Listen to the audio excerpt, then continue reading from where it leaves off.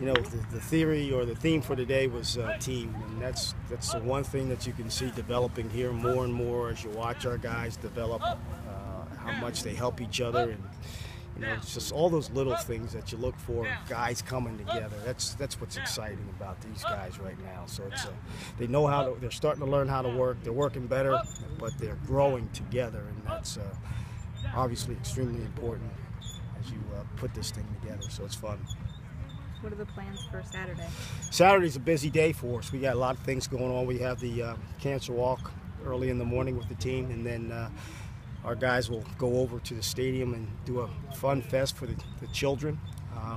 And then the game starts at 1, but at 12:50, we'd like for all cancer survivors to come to the locker room. We're going to split them in half and have those guys lock arms with us and walk out to the field, and we'll all take the field together just to show how important all those things are that they've done. And it's going to be neat to have that happen on Saturday. What do you need to see from the defensive line? What in order to take that next step? What do you need to see? Well, I think they've taken a good step, but I think on the game field, you know, you want to see those tackles inside to be able to control all those combination blocks and the power schemes and all those things inside to keep them off the backers. And then you want those outside guys to start to create a one-on-one pass rush. I think that's the thing we've been lacking. We got to be able to beat one-on-one blocks on the outside. How hard is it to develop a pass rusher? You know, you have a Ryan Kerrigan, that's nice, but how do you do it? I'm sure Ryan probably would say when he got here, he wasn't the guy, obviously, when he left. So it takes a lot of work. It takes understanding how tackles are trying to block you, but also it's about bending your shoulders and getting off on the snap count and that anticipation. All those things go into being a great pass rusher, and then being relentless. You continue to ask Jake to put on weight and play at a heavier weight, but not lose anything. Are you still seeing his skills develop, even though he continues to put on that muscle? He's an impressive guy. Jake Raplogel's the most consistent, maybe one of the most consistent guys we have on our football team in terms of just playing with power, playing with effort, and just his motor is just nonstop. So I am so thrilled about Jake's future, in the near future. We talked a lot about Rouse and how he's a different guy this year. How has it shown up on the field?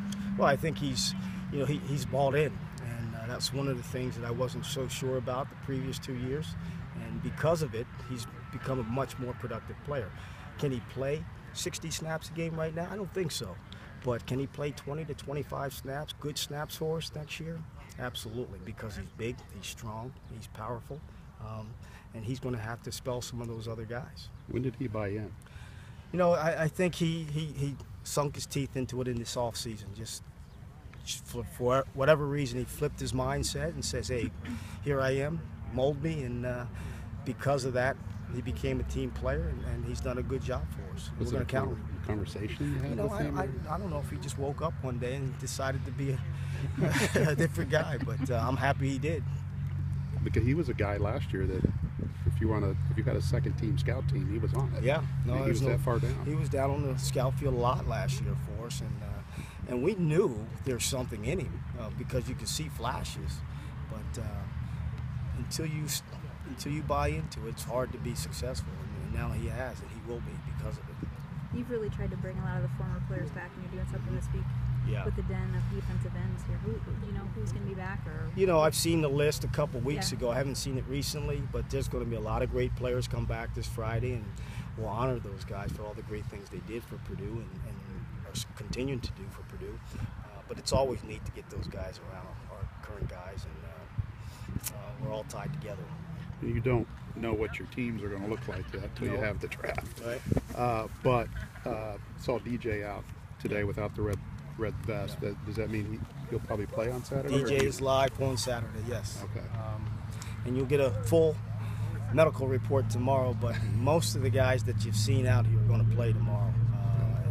And, the quarterback situation will be interesting. What we're going to do is whoever's drafted third will play on both sides again. So he'll play the second and the third quarter for both teams.